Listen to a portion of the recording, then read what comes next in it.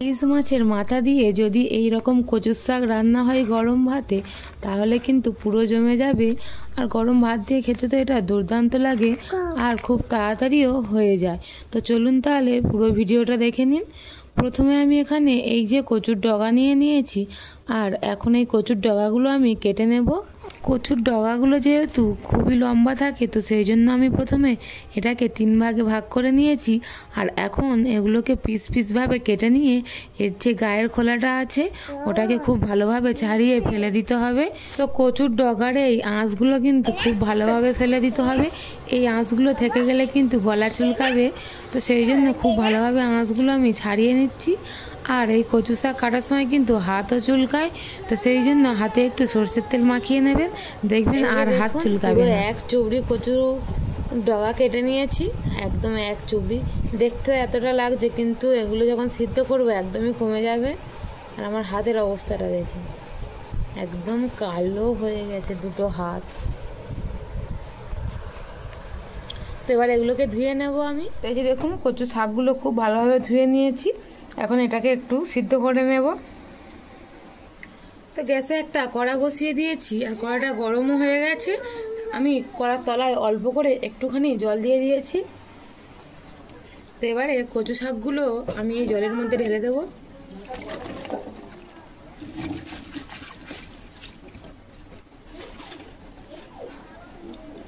তো শাকগুলোকে সব দিয়ে দিয়েছি।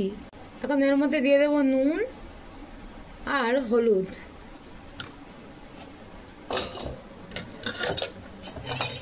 খুব ভালোভাবে মিশিয়ে নেবে একটু।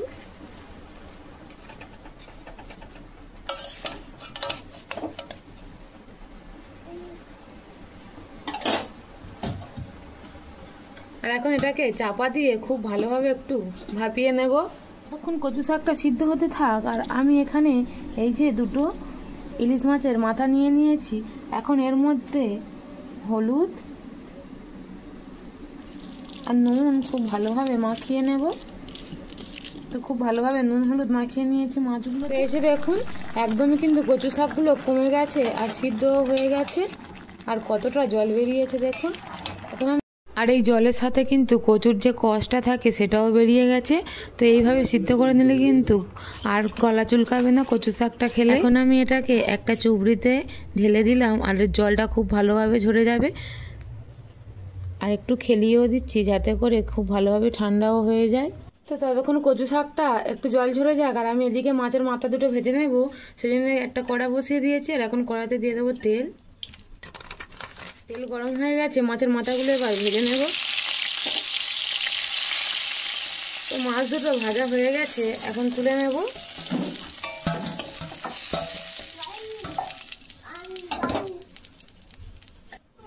আর ওই তেলের মধ্যে ফোড়নে দিয়ে দেবো দুটো শুকনো লঙ্কা আর তেজপাতা, আর এই কিছুটা কালো জিরে দিয়ে ফোড়নটা খুব ভালোভাবে ভেজে নেব। এখন ওর মধ্যে কচু শাকগুলো দিয়ে দেবো।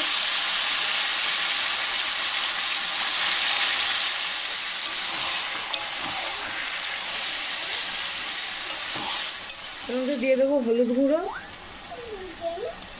নুন,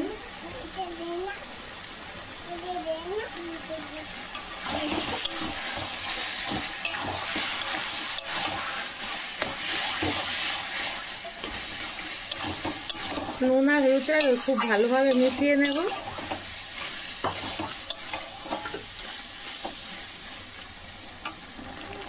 আর যে যেমন ঝাল খাবেন সেরকম ঝালটা দিয়ে নেবেন। আমি এখানে কয়েকটা কাঁচা লঙ্কা দিয়ে দিলাম। আর এবারে মাছের মাথা দুটোকেও দিয়ে দেব, দিয়ে খুব ভালোভাবে একটুখানি মাছের মাথাগুলো ভেঙে দেব।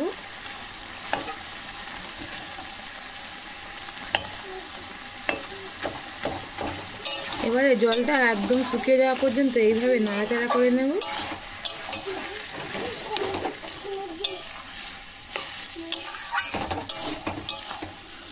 তো এই যে কচু শাকের জলটা কিন্তু পুরোপুরিভাবেই একদমই শুকিয়ে গেছে, আর এই কচু শাক রান্না আমার একদম হয়ে গেছে। এখন আমি এটাকে নামিয়ে নেব। এই যে দেখুন কতটা সুন্দর দেখতে লাগছে, দেখলেই কিন্তু খেতে ইচ্ছা করবে। তো এবার এটাকে নামিয়ে নেব।